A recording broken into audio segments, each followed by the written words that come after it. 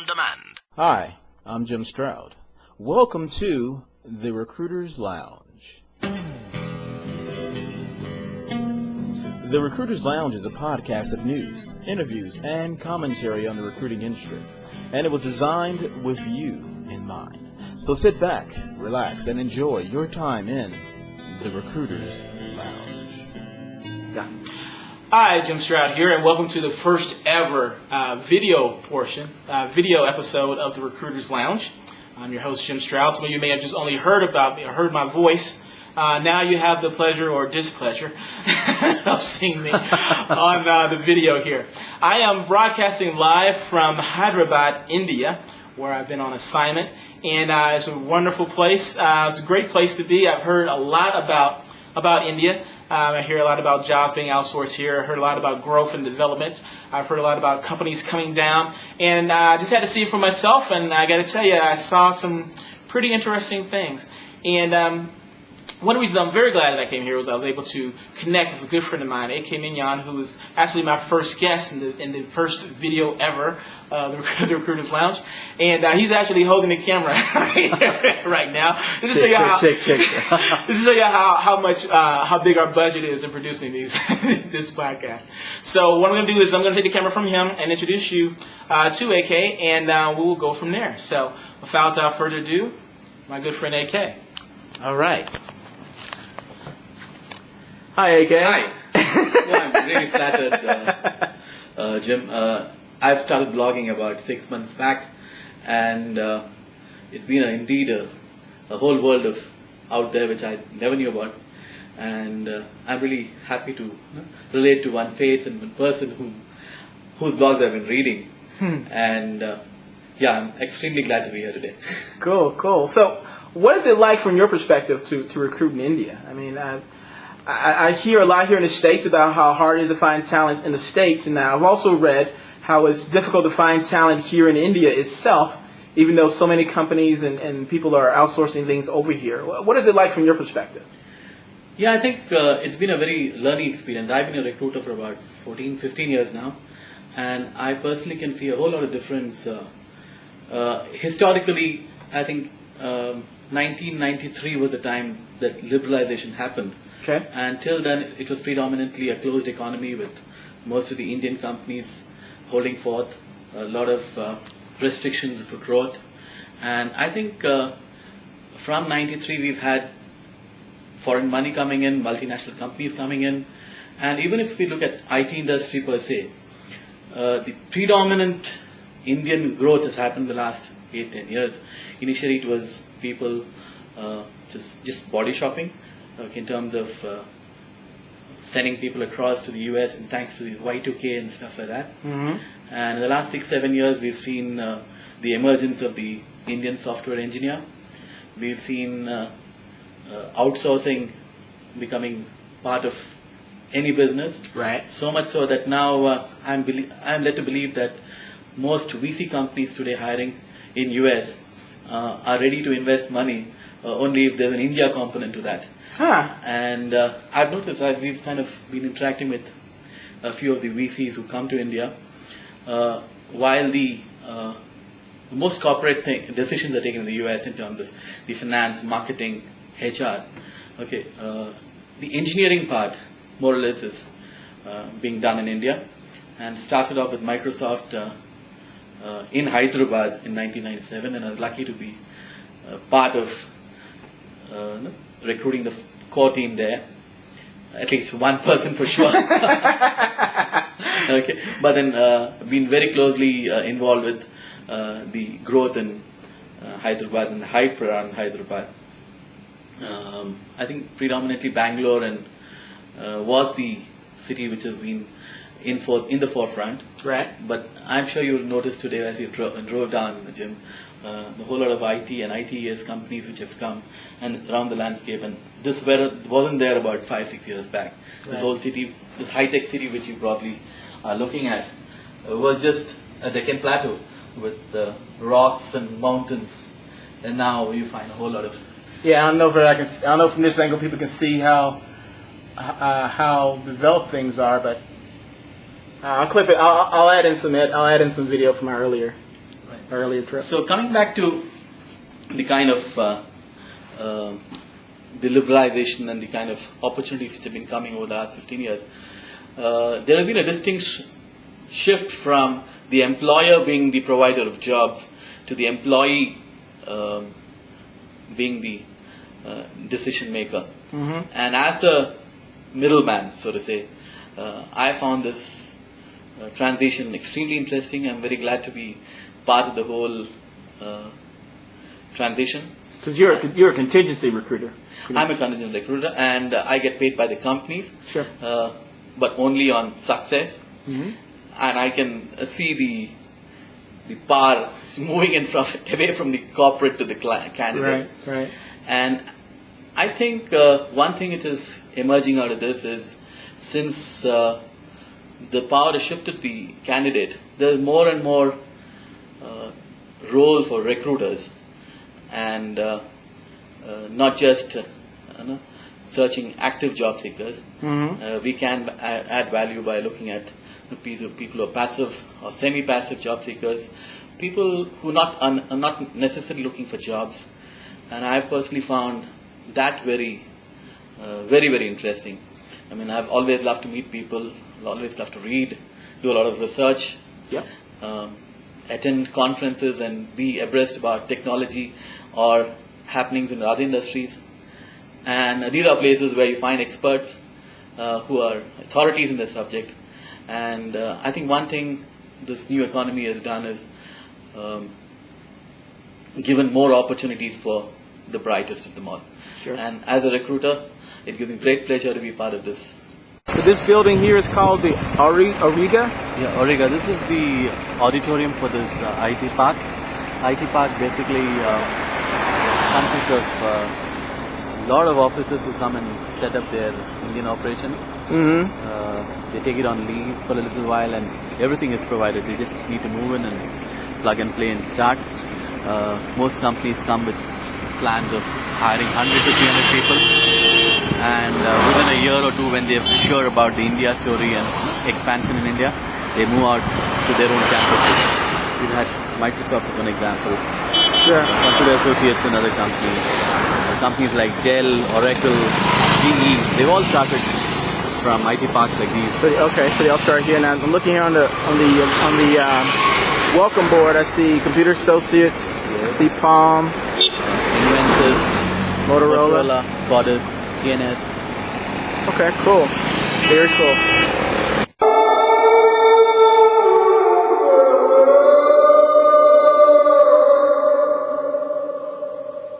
Two.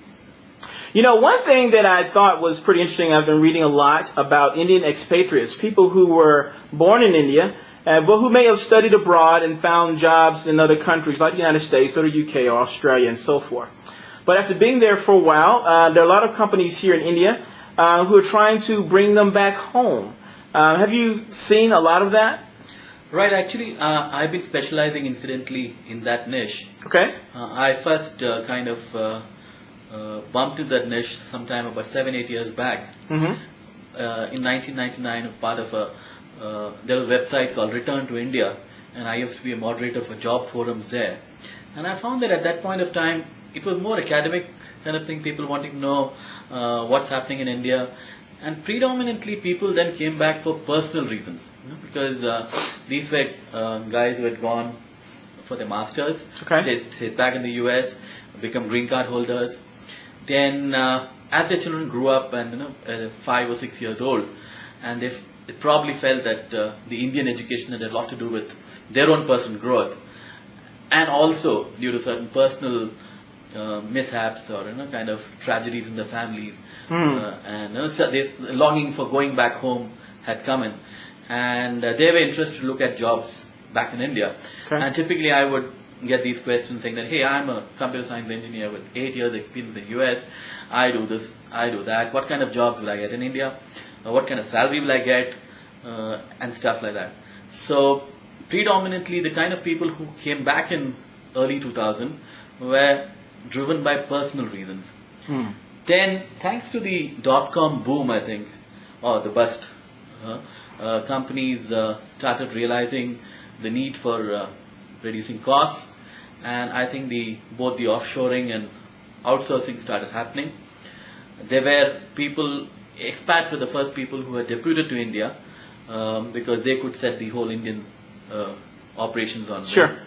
And so you had a whole lot of senior people coming into India and setting up Indian operations. And I think that trend has increased. Of late, it's been the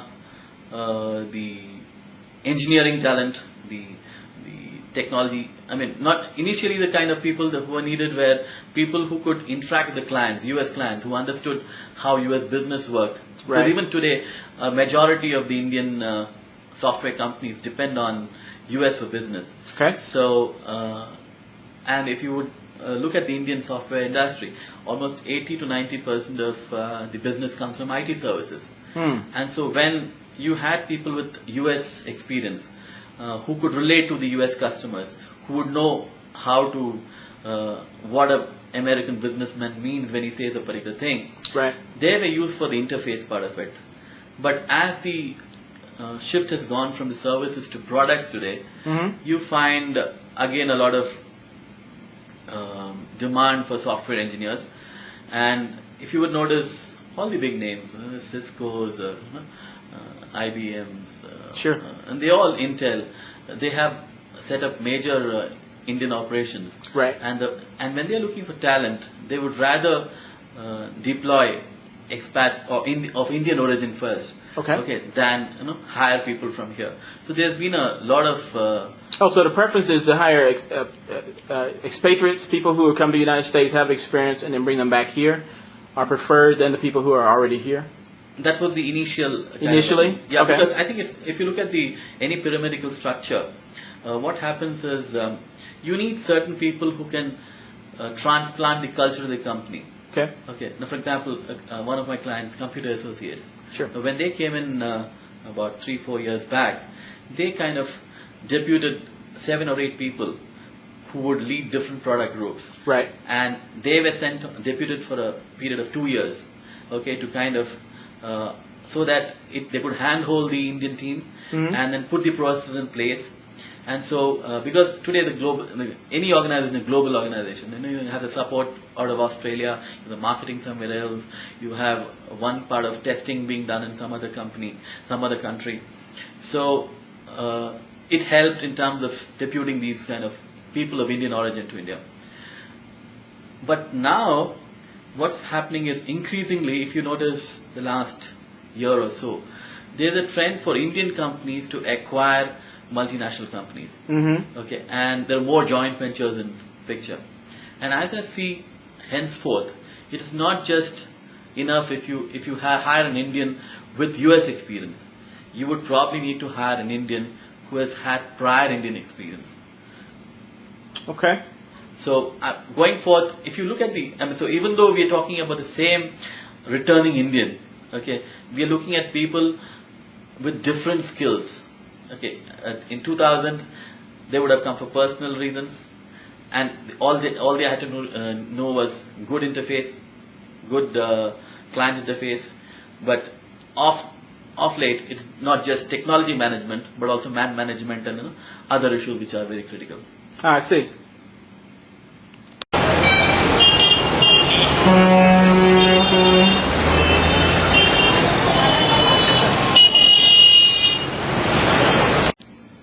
So, okay, tell me about your recruiting blog.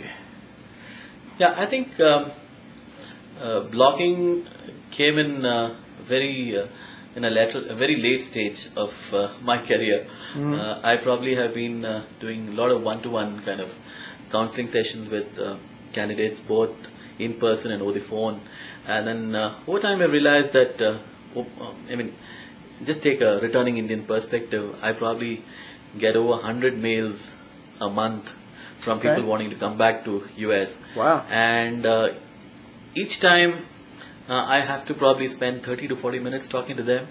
And invariably I kind of think I'm a parrot, parroting the same stuff over and over again, because people are very much interested about the very similar questions: what kind of culture, what kind of salary, what kind of growth can we get, and those kind of issues. And I realized that there was a need for me to kind of uh, put it together in one place, and so that's how kind of and I thought I could direct some people to look at that so that they get at least the basics interested, and then I'll probably attend to all the specific queries that they may have. And I did start trying to blog 2 years back, but within 3 posts my interest was down, and I think it was Gautam Ghosh who kind of inspired me. And yes, I must confess, it was my daughter, who's a 10-year-old daughter. 10-year-old. Yeah, she beat you to the punch, didn't she? She beat me to it, and she started blogging. I mean, about her school, her picnics, and using a lot of skins. And then, well, so I thought, okay, here I was pressurized to do something, and I started blogging, trying to just kind of relate to what the kind of queries which most of my contacts were asking for. I put them down, and fortunately, what's happened is the blog was also nominated for the top 10 recruiting.com kind of a thing, and then there's more peer pressure from other people like, hey, you've got to say something very clever. And so that's when I started reading other blogs. Jim, I'm a follower of yours. And I read Lou Adler, I read Shali and Dave Mendoza, and a whole lot of because unless you kind of read, so blogging that way is kind of helped me not just express myself, it's helped me understand what's happening around the world, the best recruiting techniques, and I've been able to kind of relate to the state-of-art technology kind of stuff. So it started off with an expression of my own experiences, but now it's kind of become a commentary on what happens in jobs in India and stuff like that. Okay. And personally, I feel that it's becoming an increasingly global world. Sure. And down the line, I find there'll be a lot of migration of talent globally. You take the baby boomers and the effect. I'm told that in about 5 to 10 years, there'll be a shortage of 10 million managers in Europe and US. Wow. And where are they going to get people from, the rest of the world? Right. Okay. And so blogging to me is a way to reach out to people across geographies. Sure. And interestingly, I've found a lot of good relationships. I've had headhunters from Sweden, Netherlands, Okay. Australia, Malaysia reaching out to me for kind of having some kind of assistance in searching people in India. I've kind of known of new professions because somebody from the Europe said, hey, I want some professional who's into a commodity expert and a kind of a energy commodity. Okay. Because with the kind of increasing pollution and stuff like that, Yep. there is something called a carbon credit, which most companies in Europe are trying to buy from. Okay. Now this is a profession I didn't know which existed. Okay. I'm also, and what's happening now with India becoming a more important destination and for a lot of companies to look at, I find more and more recruiters or headhunters or international search firms reaching out for associations here. Okay. So all in all, blogging is kind of has become a one-stop window to the world, and I'm glad I found blogging. Okay, and now I guess it's a matter of making a difference to both the corporates that we service, as well as making difference to the career. Because after all, everybody works for a living, and if he loves doing what he wants to, okay, and gets paid for that, I think you have a double whammy. Very cool. Well, I want to thank you for being in the first ever video broadcast of the Recruiters Lounge. Oh, I'm flattered. And let me shake your hand there. Great. So, thanks a lot, Jim. All right, no problem. Pleasure meeting you. Bye.